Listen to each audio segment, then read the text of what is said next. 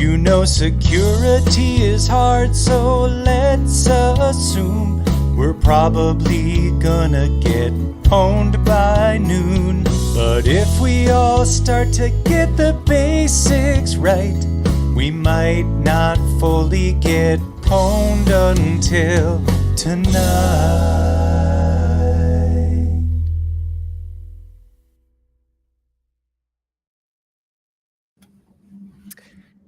Well, hey, how's it going? Good. It was a beautiful song. I always appreciate it. I realized I just made note to self. I don't know if it came through like 2x louder than anything else you've ever heard when it started, but I had to hit the volume to get it at a reasonable rate. And then also, sorry if I was like kind of like monkey on keyboard over here, but I sometimes just wonder, like, is stuff actually broadcasting? Because I've done stuff where like I've never checked it, didn't hear from anybody, so I'm frantically over here loading Twitch, loading YouTube, like, okay, cool, I think we're fine. I think you're good. I should probably hire somebody to help me out with this, but I think you're good. I got a notification on my phone, so I think you're good. We're good. Okay, yeah, and I'm always doing sound check. Oh, by the way, welcome everybody, and Matt. Yeah, Matt from Blumira is here for your 1 peat of video content, because we're going to be talking today about choosing the right XDR strategy with you. But if you're counting audio clicks at home, and I know somebody is, maybe my mom, I want to say this is your actual 4th. Yes. Formal. Yeah, we're becoming best friends over time. Do we just become best friends? But yeah, thanks a lot for being on the program. I'm excited to have you. And I totally forgot what I was going to say else about your I know. I've had a situation in the past. Like I can't pan to it, but I have a Rodecaster. I don't know if you've ever seen one of those. It's it's just you plug in some inputs. I've got microphones and stuff over here to record music with my friend Teresa. But one of the fun things this thing has, as far as what we're doing, is there's little pads to put in sound. So like if you told a really bad joke, let me know if you can hear this, but I could do one of these. Right. There's also things, and this is where I got into trouble. There's things like this, where I can change my voice. So my kids were playing with this, though, one afternoon before I started a live broadcast. And normally the pad is programmed so that you push and hold it, it turns into the devil voice. When you release, it turns off. Well, they had somehow changed it, so by simply touching it, it went on permanently. So I was showing this off to people who were listening, and then I started like introducing the topic, and all these chat lines were coming in going, "Is your mic off? Like something's a little bit strange." And I was like, "Oh my gosh, I've been talking for like 4 minutes." I was like, "Well, that'll be fun for some rando to come across." I mean, if only you had done it with the spooky text you have down here, it would have been perfect. It would have been perfect. Yeah, you're right. I should find a way. And October's over. I've done like nothing spooky till now. But speaking of spooky things, kind of, I always feel like anything to do with security, especially XDR, especially things with acronym soup, because I think in security, that's still the name of the game. It's the AI next gen cloud that's going to form synergies with your single pane of glass, right? Yep. But we wanted to get together to talk about choosing the right XDR strategy. That seems like an important topic, but one that could get complicated and potentially convoluted. So where do you want to start, Matt? How do we walk through this? What do we want the folks at home to go away with when they're done hearing from us today?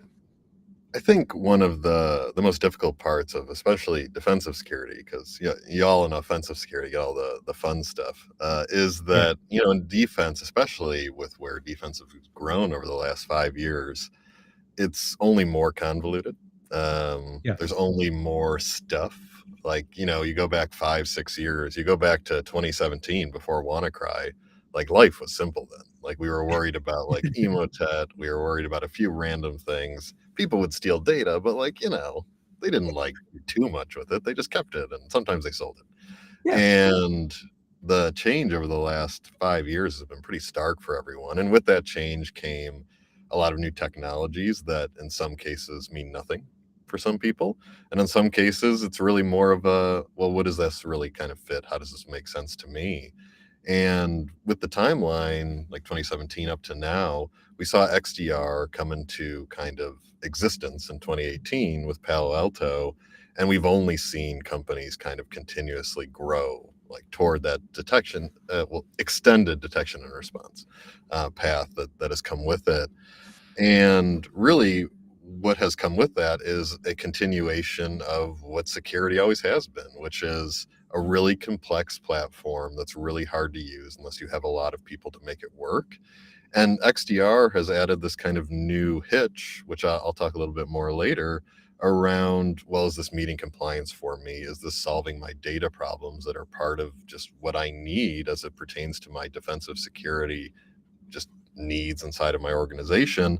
Or is it just detecting some stuff as it pertains to what's going into that XDR platform? And we see that in a bunch of different ways these days. And would you mind maybe just taking a quick step back Sure. for my sake with just the XDR versus EDR versus Yeah. fill in your whatever DR, because it seems like there's, and we might have touched on this a little bit last time we got together, that again, lots of acronym soup. I think kind of like the word pen testing, right? I think different DRs can mean different things to different people. So can you just give us a little overview of what you're envisioning when you're saying XDR versus something like EDR, which I'm very familiar with because I'm always trying to get around it, of course, on pen tests. But do they cross over? Are they totally different? What are they? Well, the interesting / sad part to an extent is that, XDR is really a productization of EDR. EDRs were the evolution away from another acronym, NGAV, Next Gen AV. Hey, all right. Which was an evolution of AV. We didn't really have a thing before that, I guess. So that's the joy of it all. AV, NGAV, EDR. Yeah. And XDR was in 2018 at the very least. It was Palo Alto saying, well, it's getting really hard to get people to buy traps. How can we roll the traps EDR in with a detection platform and turn it into a package? And EDRs really are a very interesting, and I'm sure you experience this a lot on the pen testing side. There's a lot of differentiation between EDRs. Some of them are full telemetry. Some of them are ML that tries to do stuff. Some of them are just free things that you install on your system, like Sysmon. It's just going to pull data out and it's going to ship it somewhere. And the variation in EDRs makes things kind of inherently complex for everyone of like, well, if I get the CrowdStrike EDR, do I get the telemetry out of it, or do I just get the detections out of it, or what do I get that's associated with this actual system? Same for SentinelOne, Palo Alto. I mean, so many people with EDRs at this point. And one of the areas that is kind of most glaring to us here at Blumira is that variation and differentiation between EDRs is something that most people in defensive security shouldn't need to kind of like put time into understanding, because generally speaking, most of us in the security world and the defense security world don't have enough time to sit down and craft the amount of detections required for like nebulous EDR detection. And we see inside of, your EDRs, like your CrowdStrike, your SentinelOnes, your other ones like that, they do a pretty good job at detection, but they're focused entirely around how their EDR is built, how their models are built into that kind of application they've built as well. And because of that, they don't have the ability to go beyond just that EDR view and detection. That is their focus. It is that endpoint that is associated with detecting at that endpoint. So XDR, the hope is really the idea was to take that and say, well, what about the firewalls? What about the other logs that are associated with it? We can correlate that together. And XDR has done an okay job of doing that. But from our standpoint, or at least my standpoint, you do lose some fidelity at that point, because realistically, at the side of compliance or at the side of, just your pure audit logs, Windows logs, the stuff that comes out of there, there's a lot of patterns that when y'all are attacking, that aren't necessarily going to be seen by default. And they need that deep telemetry coming out of an EDR. And that's where you get into this variation between like, well, I have that, but I also have that, but I also don't have that. So am I meeting compliance? And am I able to detect things, or am I not doing either of these things? So it's a very I mean, that's what security does, right? We build like a weird nebulous world, and then we hope everyone fits into it. Yeah, and it just like it so rings true, and it just frustrates me at the same time that this is so hard, and it's so many individualized pieces that can be sort of pasted together to be like you're secure, and I think not to put too much weight on like pen testing, but that's one of my favorite reasons to do pen testing is, one, it's fun, it's interesting, right? I always say you get to feel like the bad guy and do bad guy things, and not go to jail and get paid for it. So it's like, is there a better job than that? I don't think so. But on the customer side of things, when we do the pen test, it becomes very frustrating because it highlights some of those gaps that you just you just pointed out. That the endpoint with EDR is going, hey, you're trying to beat up on me. I'm going to throw an alert. Great, the customer knows that piece of it. But then anything that's a more, broader that's affecting firewalls and network traffic and that kind of stuff, it's like they're kind of completely in the blind. So when they go into kind of IR forensics hat mode and try to like put together the narrative of what happened during the pen test, they need a lot of help from me to fill in the blanks because I have the luxury of, I saw it all from my dashboard, but it illuminates all sorts of things that they have no idea happened. And then it becomes the discussion of exactly what we're talking about, right? Is like, where are you not having telemetry and how do you get that? And most of the time that comes with an upgrade to whatever security package they have or new purchases. And they're like, oh, cool. This year we finally got, budget for the EDR. And we were told that was God's gift to us and that was going to solve all our problems. Now you're saying there's more things we don't need to worry about or more things we can't see that we need to worry about. And it comes with a fat price tag. Thanks so much, Brian. Thank you. And we just finished paying for your pen test. Lovely. Let's just throw wads of cash in the air and hope somewhere it'll pay for us to be secure. And in a lot of cases, I'm sure you're working with people that, they probably don't have a gigantic team. They probably don't have people that are there 24/7 working on it. They probably don't have time to do threat hunting and do detection engineering just to get to like a baseline where that essentially pushes them into a situation where they can only look in situations where, like, well, Sentinel-1 has XDR technically, and they can give us what we need, and we think it'll work. But what we see in the market, or what I see in the market, is this inevitable push toward, well, we'll just focus on the endpoint because the endpoint is what gets attacked. But you miss that kind of, we go back 20 years, you miss that, the defense, the layers of defense that come with it, having that different kind of ability to do defense in depth starts to kind of fall apart at that point, which, are the endpoints often the thing that's attacked? Sure, they are. But that doesn't mean that you as an organization should be put into a situation where you aren't really necessarily sure how to address all of the needs in the organization.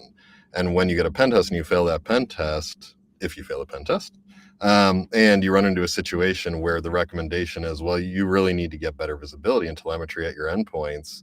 And you're also getting the recommendation of, well, you also need to meet SOC 2 compliance. So you need to make sure you get full visibility and you need to make sure you're meeting PCI compliance. You have these stacked up things that's kind of like, well, those things don't care about me having an EDR necessarily. They care about me collecting data. They care about me having visibility into data and governance. So you have this really big fight that's happening, especially in organizations that don't have the resources to just throw everything at it and hope for the best. Yeah, right. So and I have this, we work with a lot of smaller customers, kind of 250 to 500, who are having these discussions right now where it's time for, they're getting ready for cyber insurance renewals and stuff for next year. And so they're coming to us and asking some of these things about like, do I, in this day and age, I've just got Windows Defender on my endpoints and that's all I've ever had. Insurance requirement or customer requirement, or hey, we're just trying to be more secure. We want to step into, EDR. Do we do that, or do we talk with someone about baking that into more XDR stuff? Right. I mean, for them, I think it's incredibly hard to navigate because so many vendors, so many either separate solutions that look like they'll all promise they will work together and funnel into some single pane of glass. Others are like, we're a company that just covers everything. Just bring us in. We'll do it all. But they don't know how to do an apples to oranges or apples to apples comparison and figure out what is right. So how does one start that journey then and picking the right one? That's our big question, obviously, but that's where we're at. Is that how do you even start when the task can be pretty overwhelming and expensive?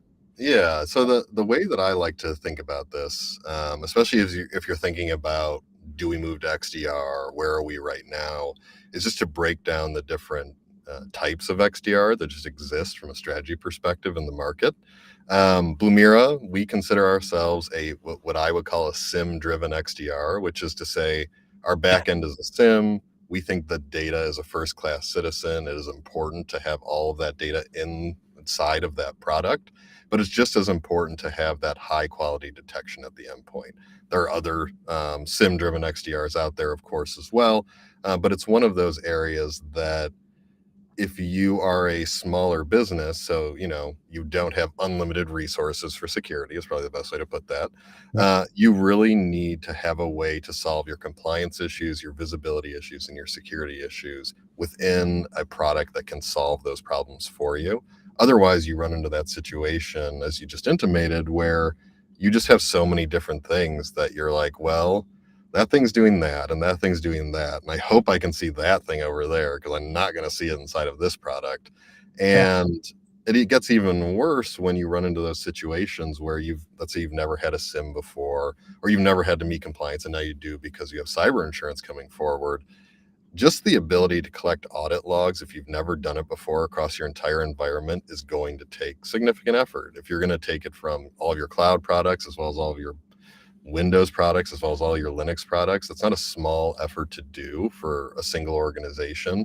And generally our opinion, or my opinion, is give your team something they have the ability to work inside of and that will generate additional value for them day over day, and give them something that will kind of help them be opinionated as to how they approach security inside of that environment.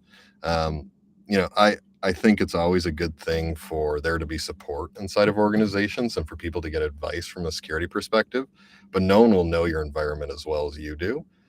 And having the capability to leverage data with detection is always going to be valuable for those organizations. However, kind of to your first question and where kind of looking at XDR, there's a variety of kind of different ones. You have the Palo Altos of the world, which are really more of those kind of closed XDR environments where if you're fully into a Palo Alto environment or FortiGate environment, it can work out okay for you, but you're also going to pay about $250,000 to start the licensing associated with it. So it's just wild. It's skipping a beat. I know, right? Yes.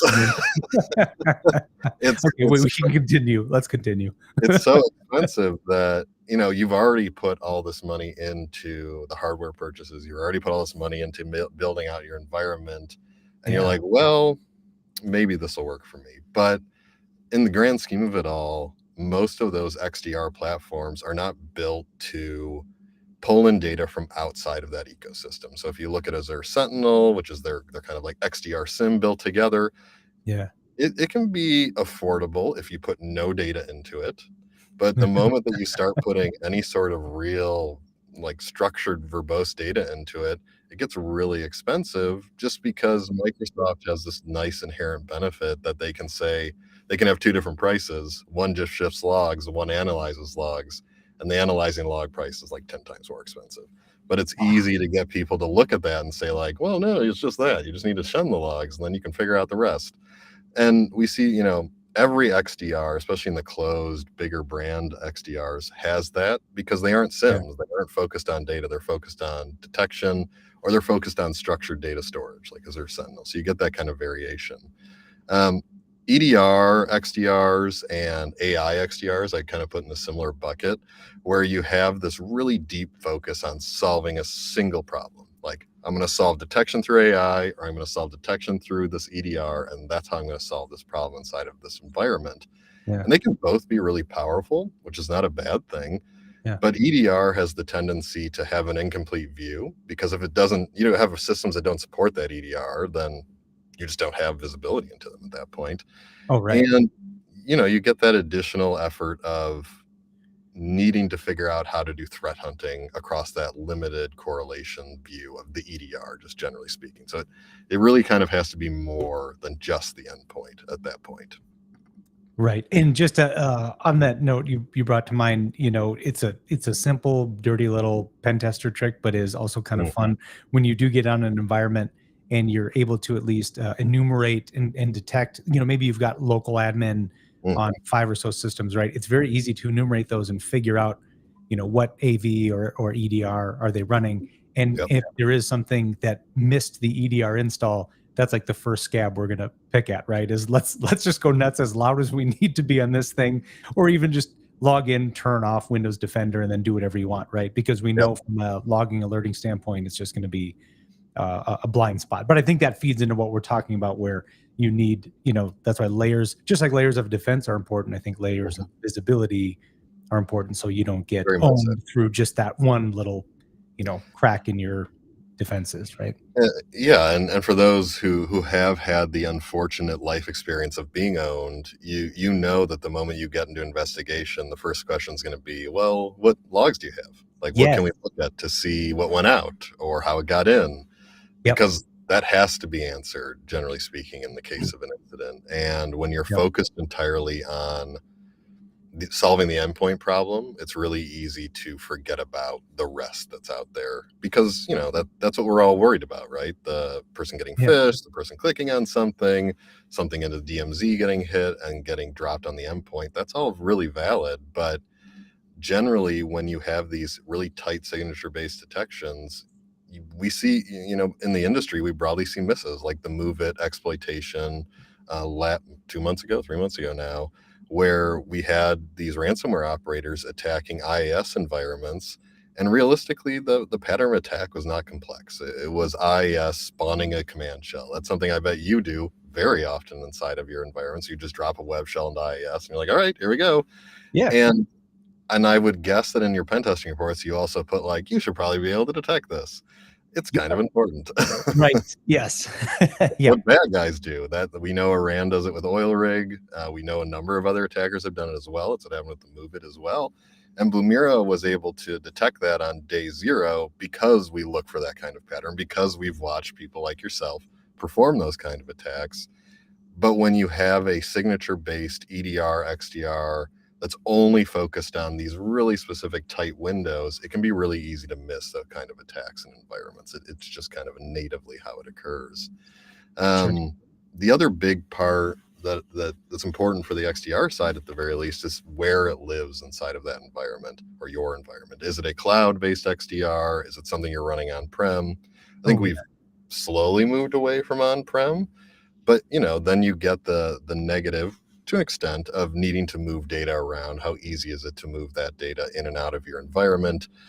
And for those who are on-prem, you get this really big question of like, well, we bought this hardware.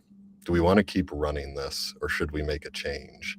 And for a lot of organizations, I think it's really important for them to focus more on visibility and coverage at this point, more so than anything else. And for a lot of that, I would always recommend, go for the thing that's most scalable and easy for the organization. Don't go for the thing that's going to take a lot of your effort, because we all have a million things to do. And standing up a new storage array for your SIEM is not what you want to do. I promise you.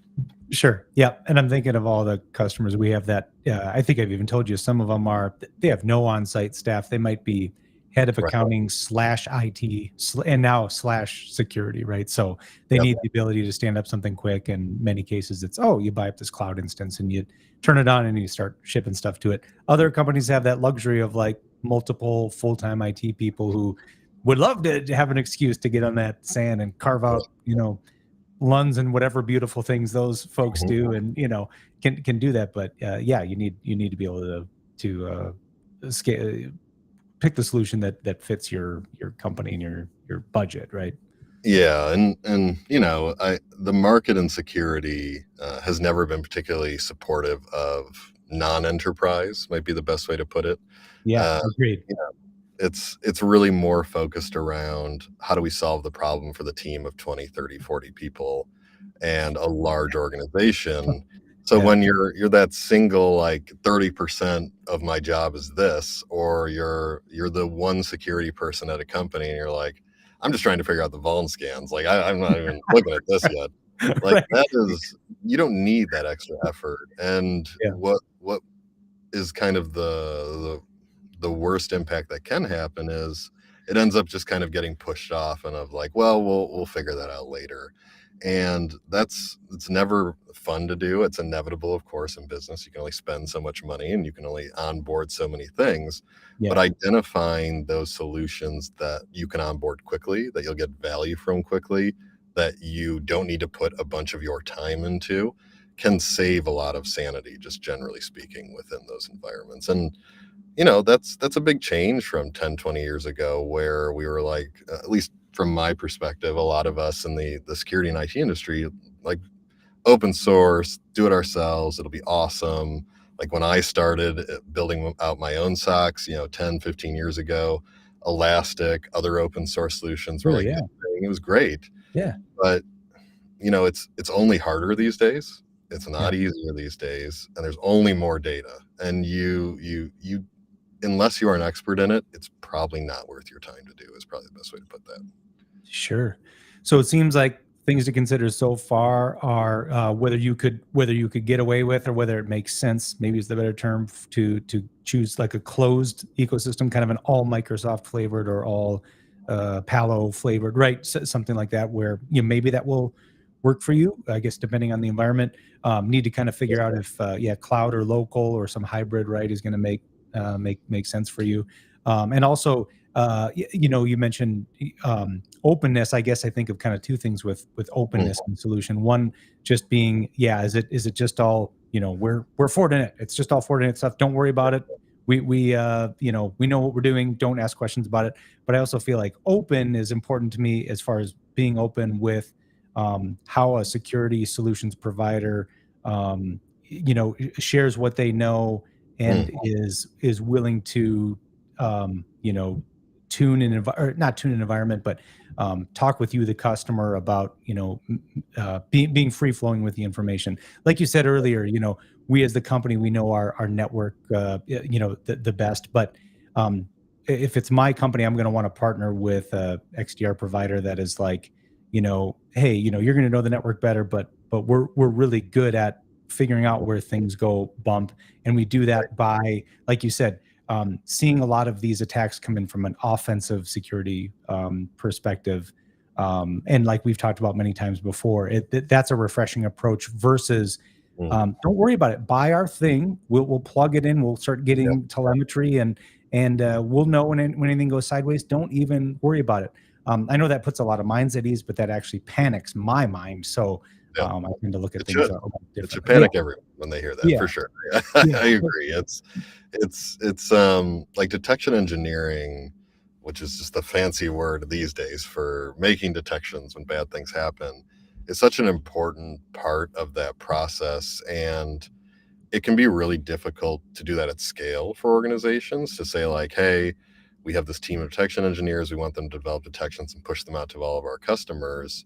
That can be a very fraught effort depending on how it goes. You don't want to create too much noise, you want it to work, you want it to be straightforward, and that inevitably requires just structure inside of the application that you're using to make that work for you. But it's one of those things that I think all of us in security like the idea of doing detection engineering. My job used to be detection engineering. I miss yeah, it like daily at this point because it's fun to do like offensive work and then look at how it lands defensively and then see how you can detect it. yeah, But it's also one of those areas that is a continuous job. Like Blumira has multiple full-time people doing that all the time because that's what they have to do, because it's the only way to stay on top of it. And to your point, the only way to really make people feel comfortable is to be open about what you're doing, tell people what's coming out, tell people how it works, and tell people how it's going to work for their data as well. Because otherwise, how could they know? It really just needs to be communicated and for everyone to share that information. Yeah, yeah, for sure. It's funny when you say you miss the old detection engineering. I picture you just, on the day to day, just praying every morning, like, please let there be another move it. Just like, please give me some reason, have one of our key people be out sick, just so I can, like get to the keyboard, right, and like figure out what that looks like. And right, detection is it kind of happening for you a little bit, where you want to you have to sit on your hands and be like, whatever, we're in good hands here, but I would really love to know. Yes. Yeah. One day I'll get once Blumira grows more, then I'll be like, no one can stop me. I'll just go do that now. But yeah, sure. Yeah. Split your time, 3 days on, 2 days off, something like that. As long as it's not another Log4j, I'm a happy person, generally speaking. That was not a good time for anyone, generally. No. But it's so nice, to your point, though, to have that. And I regularly, I mean, probably on a monthly basis, I've pointed people to your articles about things like the curb roasting attack, the ASREP roasting attack, right? And it does, I think I've shared with you before, but it's put me in a couple weird situations where I've been on detection, like pen test readouts. We've had one with a customer, and they're like, "Hey, could you meet with our security provider? They want to see what you did, and they want to figure out why some things were missed." And I'll say, "Well, hey, we did this curb roasting thing, and it wasn't detected, blah blah blah." And then the security provider will kind of explain to me why, like, actually that's really hard to detect, and they'll go on a 5-minute kind of tirade, and I'll have to very politely be like, "Well, let me pull up this article from Blumira.com and let me just show you like." And I'll tell them, I'll be like, "Listen, I don't understand the curb roast and all that stuff. Makes my head spin, but definitely people have figured it out, and look at this, they walk you through how to do it." Like that's so refreshing. That is just such a, we're talking about the technical things to kind of weigh to make the right choices, right? But to me, it's like it's a people and kind of culture thing too, as far as like it's a pretty, in my mind, it's a pretty important relationship that a company is going to have with their EDR, XDR, whatever provider. I mean, I think it can, especially in the heat of an incident, it's going to become like a personal thing. You're going to want a living, breathing human to talk to and just be like, "Hey, we had a thing happen. I've got to show logs. I've got to answer these questions. Can you help me?" And if it's that's been some of my customers' experience with some of the larger named security providers, is it's kind of like, open a ticket, and within 12 hours, somebody will respond to it via email and coordinate a resource for another 24 hours out for somebody to talk to you. And meanwhile, everybody is absolutely losing their minds. Legal and all the C levels are breathing down the neck of the security team. And they're like, I'm sure any minute now that 682 is going to get responded to. But sorry, I kind of sidetracked us a little bit, but that's been something I from my perspective, Blumira has done a really good job demonstrating. So I wanted to say that. And you bring up a really good point, which is, I think there's a natural kind of conflation of MDR and XDR inside of the industry of like, well, what's MDR? How does that fit in? Do I need that? Do I need XDR? Do I need a SIEM? Like, what do I actually need at this point? Yeah, right. And it's so hard for everyone to really ascertain that. And to your point, having an MDR is a really good, from a business decision, it's a way to offset risk. Like you can say like, "Oh, it's their fault. Like, look, they didn't do that. They didn't get back to us." But you also know, just like I know, and other people that are listening to this know, during an incident, it doesn't really matter. Like you still have to act. And for those who have not been in an incident before, and versus those who have, like your brain just stops working for a while because it's a legitimate trauma that's occurring to you. Totally. You have been attacked. And if it's a pen test, it's a little different. Don't get me wrong. But in a live engagement where you're being attacked, it's really hard to know what to do next. And what I believe, at the very least, is the best way for the industry to move forward is to scale out the ability to do easy response, to allow IT to act inside of security, to allow them to respond, because it's the only way it's going to work for smaller organizations. And at the same time, have people available quickly to support those incidents when they occur. That's how Blumira works. That's how I think there's really a need for us to move in that direction, primarily because there just aren't enough security humans to sit on a phone and wait to take that call. Like there just aren't. I wish there were enough, but there are only so many that exist in this world. We cannot create new ones magically. If we think back, and I mean this is a nice way to people that have gone to security boot camps. If we think back 10, 15, 20 years, security was like this evolution from IT of someone who just learned more. Like they engaged more information, they learned more, they executed more, they may have gone to school, but they likely learned on the job. Whereas now we have SOCs being filled up by boot camp, IT, not necessarily with IT experienced people, which is great for triaging, but it's not necessarily great for solving the big problem. So it's really one of those areas that we kind of as an industry need to work on how we scale out everything together and bring everyone in, because we want those people that came through boot camp to be successful, but they need to learn on the job at the same time as well. So that they need tools that are going to help them through that. Yeah, and not to tangentize us too much, but because you brought it up with boot camp and kind of entry level, people looking at alerts and such, and we've talked about AI a little bit and acronym soup. We keep coming back to that in security. It's not us doing it. It's just it's out there. What not to put your get your crystal ball out, but I'm just curious with AI becoming so much more. I mean, I think my garbage collector just advertised AI. Powered garbage collection is coming. Sure, of course. Yes, very important. Next, really. I mean, I can't wait to see what it's like.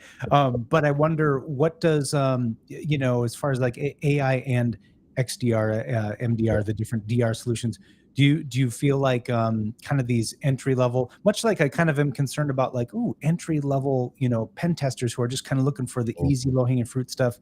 I always am kind of worried in the back of my mind, are they going to be kind of phased out by an AI SaaS for $9.99 a month that you can install on your network that'll, pen test all the things? Is the blue team and detection and telemetry side of that, is that, do you see AI kind of being like, hey, we can replace, a lot of human SOCs people with salaries because it's so good at detecting stuff now? I think, at least I suspect, that where AI is going to go in defensive security, I don't think it's going to go too much deeper into the detection side. Like, we've tried for years in this industry to make AI detection work well. And what we've really learned is that it takes a lot of effort to do well. And by that, I mean for the company, because you got to train it for your environment. Yeah. And it often is it does a very good job at telling you anomalies, but not a good job at telling you when a very bad thing happened. Because, when you're attacking something as a pen tester and attacker, there are only so many things you can do. Like realistically, you don't have like the world is your oyster. Like you have paths you have to take because computers are not magic. And if only they were, but they are not. And AI does a really good job of identifying things like a change in traffic over time when we see this pattern changing. But it doesn't necessarily do an amazing job of identifying like an anomaly on a host that we know is a signature associated with someone doing recon between two things. That is a human thing. And you could train an AI to do it, but it's not really necessary to train an AI to do it because we already know about it. So why train the AI to do the thing we already know about? And so I do expect that we'll see AI grow, and we've started to see this already, to exactly your point, starting to replace the tier one of the SOC and largely acting as that, is this bad? Is this good? Let's let tier two speak to it and say like, all right, you escalated this. Why did you escalate this? Is this relevant? What should I do about this? And really act as that kind of glue to pull SOCs together. Yeah. However, one of the things that I'll caveat that with is AI from the standpoint of just like LLMs and talking to it. Sure. Like you can stand up ChatGPT and put a bunch of your private data in there. Sure. Why not? You could do that. Nothing's going to stop you from doing it. Right. But the standpoint and the kind of the delta of privacy, your data going into it, and actually getting the feedback you want out of it, which is to say, if I saw a bunch of failed logins for myself, I would want to ask the AI, well, tell me more about how Matt Warner failed to log in. And unless that AI is hooked up to your data set, it can pull all that data down, it can evaluate it and tell you. It's just ChatGPT going like, I don't know, Oh, like give me the data and I'll look at it and maybe I can tell you. So oh, it, gotcha. I Yeah. think it really requires that additional context, which the industry I think is slowly working up to. But then you get back to the whole problem of SOAR, right? Like, how do I connect all my data pieces together? How do I get this to go to there? And I don't think any of us in this industry have said that SOAR is working great for anyone. Like, it is still there. There's some automation. It's Yeah. hard. Sorry, would you do the quick breakdown again on Sure. SOAR? I'm familiar with it, but not very well. So security orchestration and response, and essentially what it started as was a layer on top of SIEM, whereas like, well, and then there's a detection that says this, then you're going to trigger that. And so Splunk bought Phantom, if I recall correctly, and there's been a variety of others that are out there, and they all have the natural problem of being hard. Now there are some better ones out there these days, like Tines. For those of you who've not used Tines, go look at it. It's amazing for automating anything you need to do. Is that like TINES? TINES, yes. That's a it's worth your effort to look into for sure. Yeah. But you run into the same issue with AI, which is to say, if you get an alert that says a thing like person failed to log in X times and you want more information, that AI needs to be able to get that information out of the environment as well. So I think it's going to grow, but I think it's going to take that effort to tie all that information together. And I fear that what will end up happening is that it'll work really great in enterprise and you put a whole lot of money into it and it'll work nowhere else. Right. Yeah. That's always so.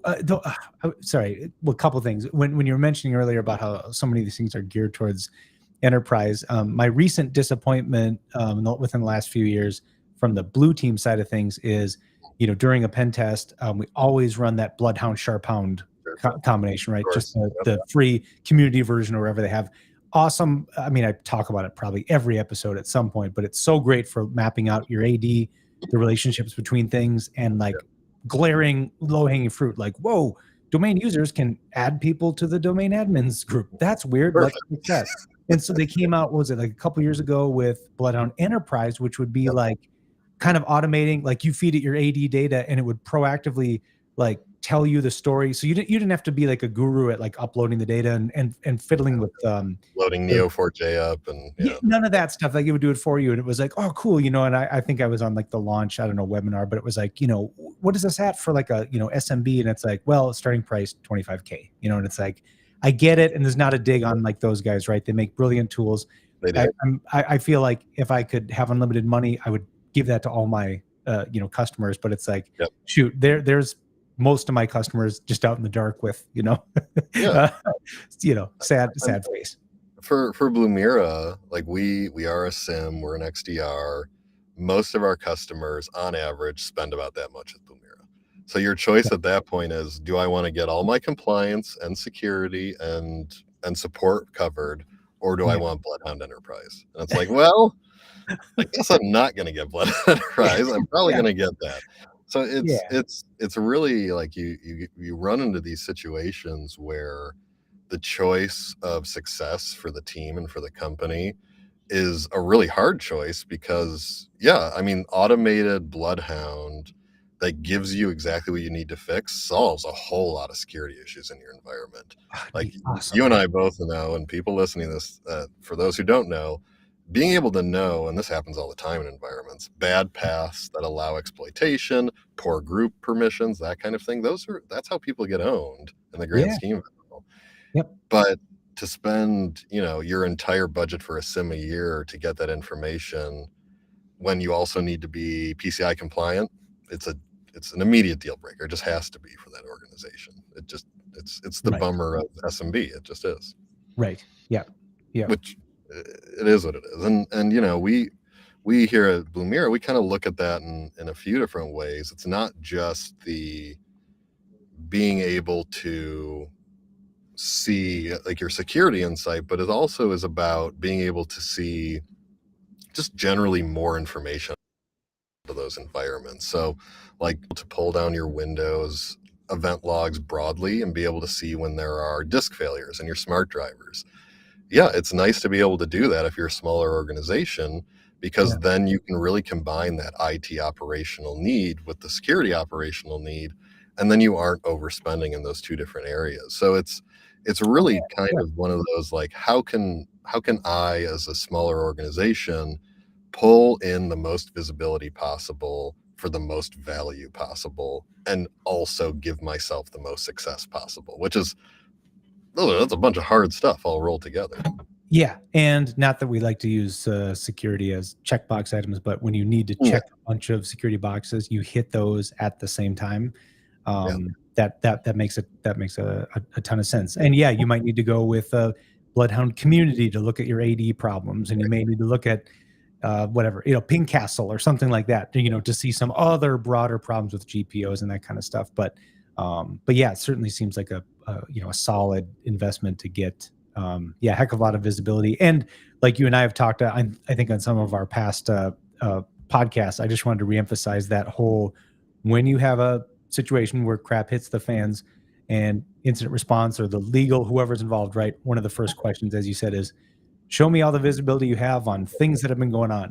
And I've been on those calls where it's like, you know what? I think we still, haven't rebooted the firewall that just has about 2 hours of, large cache of memory. We could probably pull something, and literally everybody is, you can just feel the panic rise in the room when there's kind of nothing to show for it, because then it becomes a logistical, a PR, everything nightmare for all involved. If you want to recover quickly from an incident, the best way to do it is to have visibility as much as possible, because unless you can figure out how they got in and how you stopped them, you cannot recover from that incident in the grand scheme of it all, because you don't know, are they still there? Is the vulnerability still here? Where did this come from? How did it start?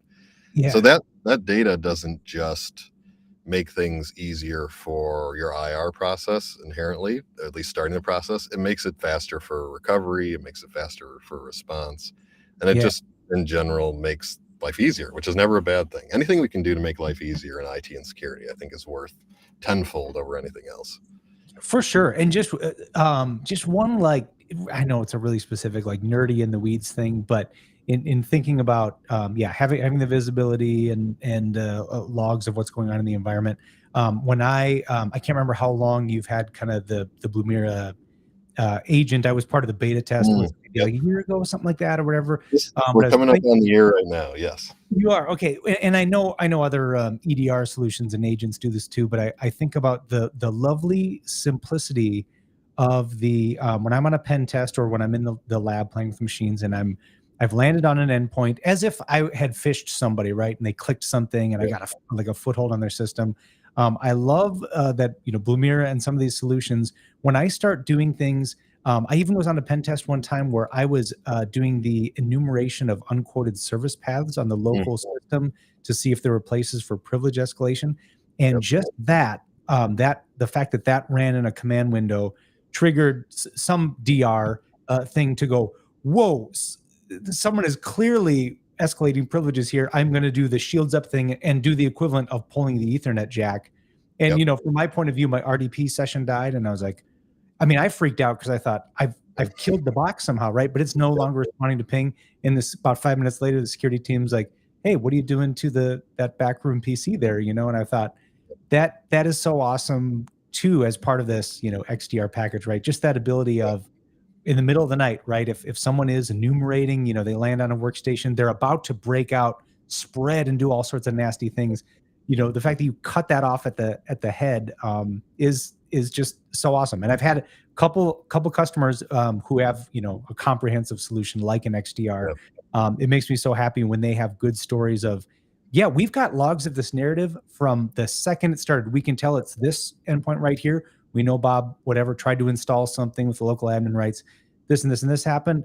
The machine went shields up in the middle of the night, and it stayed that way. And that's like the end of the story. We have to receive, clean Bob's machine and all this stuff. But I was like, man, I would sure love to hear more good stories like this. And not that XDR is a silver bullet, but I think it's, a big step forward, defense wise. I agree. Yeah. And for those of you who do detection engineering, you're looking for new detection ideas, detect on enumeration. Like that is where you will catch every attacker, because they have to do it. Like if you want to move around an environment, you have to enumerate that environment. It's just the way it works. You can't magically do it. You can do it through passive, but that's a whole other thing. And you can find the Conti ransomware playbook. Please do Google it. It's out there because it leaked by one of their subsidiaries last year. And the first like 10 commands they run are just all enumeration. So I mean, it is a very structured way to say, like, one, it's a good way to detect, but also, like, should your employees really be enumerating unquoted service paths inside of the environment? You probably want to know about that too. So it gives you that visibility that's important in either case, generally. Yep, and I'm probably misquoting. I'm pretty sure it was John Strand from Black Hills. I've seen on several of his webinars from years ago where whenever someone talks up some cool security silver bullet solution, one of his things is always like, could you detect if someone popped a command prompt and typed, "Who am I?" And if you can't, and if that's just, and if you don't even know what that is, right? Like politely, I don't really want to talk to you anymore because of what you just said, right? Like that's I've landed on a box. I got to figure out where I am. Let me do host name. Let me do who am I / privs or whatever, right? Like just that. Yeah. Bob from accounting, unless he's taken, Security Plus classes online, and doing it on his workstation at lunch, you should know like right away if that kind of stuff is being sent. So yeah, I can't echo that enough. The roasting attacks, the password spraying, all that stuff. If you can, catch that early, a much better chance of stopping them. And like I've told you many times, too many of our pen tests end with, they got the alert at the worst move when everything was compromised, and they have a brief hurrah, and then they go, "Oh man, we missed. There's 15 opportunities here where we missed you." But then at the same time, I love to come back and go like, "Well, let me, introduce you to Blumira. Let's talk about defense and easy things you can do to make yourself more defensible." Yeah, I think that with where technology has grown to, and obviously very biased about Blumira, but in general in the market, I think defense is slowly getting better. It really, I mean, Blumira is working on bringing it down to SMB. I think there are other companies that are doing similar in similar areas, like email security. There's a few that are doing a lot better on the SMB side as well, since obviously Microsoft Exchange email security is legitimately terrible. So you got to do something on top of it. And so I think it's slowly getting a little better. But I mean, as you know, just as much as the APTs know, there are new techniques, new attacks every week.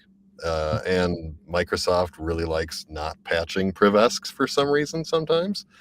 So you get this, or they're just hard to patch.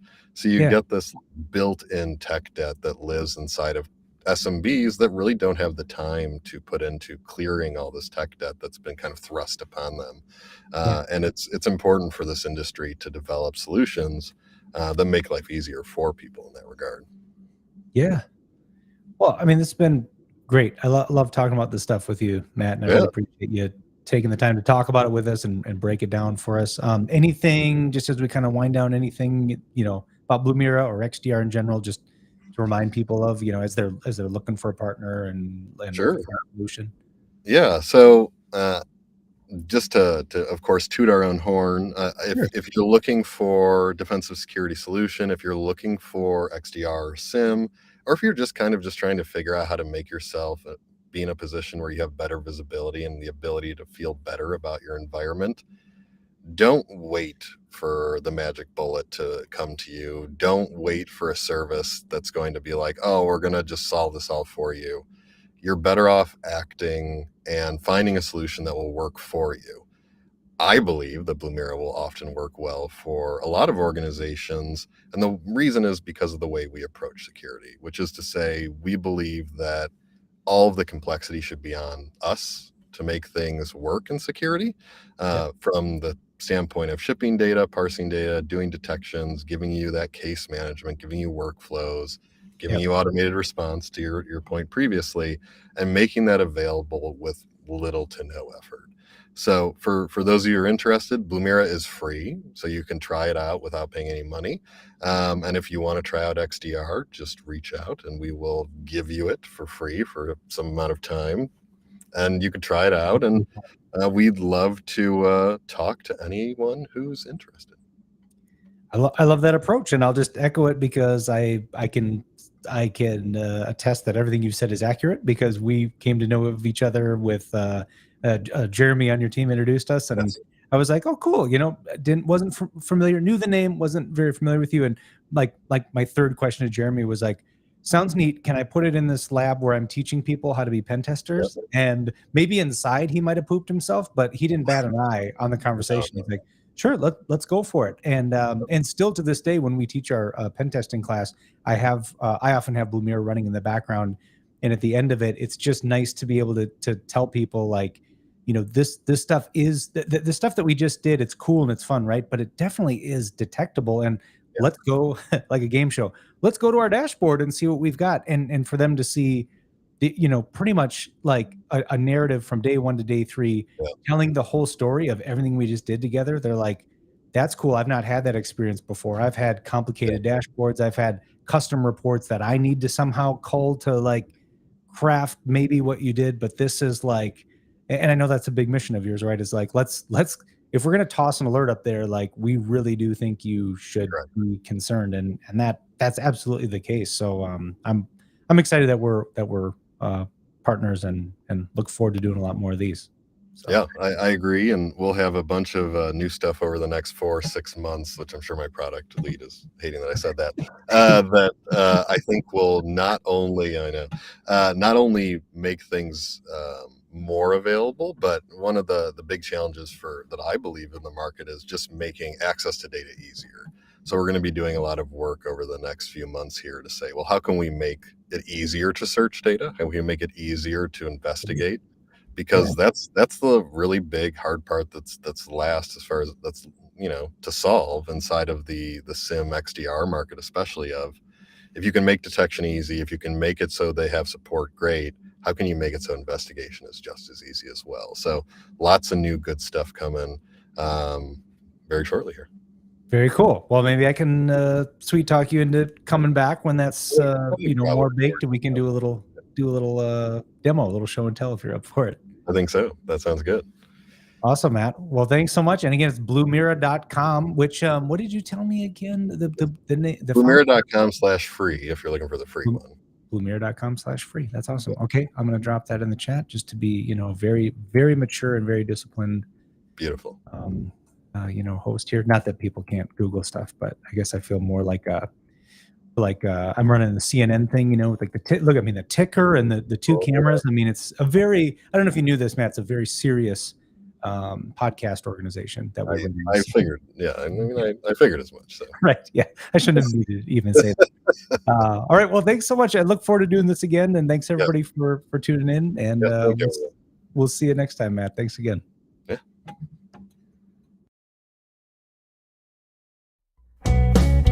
You've been watching or listening to 7 Minute Security, a weekly podcast focused on pen testing, blue teaming, and building a career in security. For more episodes like this, visit 7ms.us. And for information about our consulting services, visit 7minsec.com.